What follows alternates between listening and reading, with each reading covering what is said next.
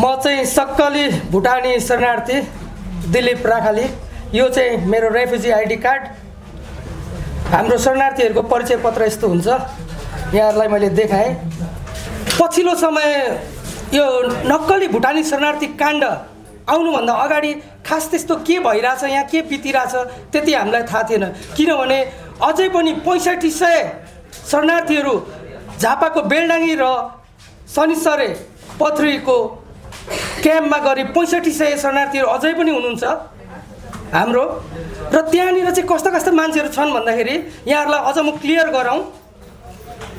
3 खालको मान्छेहरू थिए पहिला हाम्रो शरणार्थी क्याम्पमा।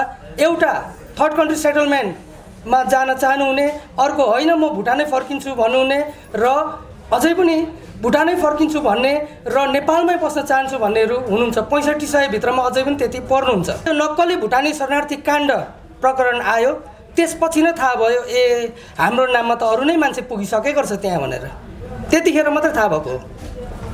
र अब यो नक्कली भुटानी शरणार्थी काण्डमा कसको हात छ के छ यहाँ त्यहाँ भन्नुभन्दा पनि त्यो त मलाई भन्दा बढी जानकार यहाँहरू सम्पूर्णलाई छँदैछ।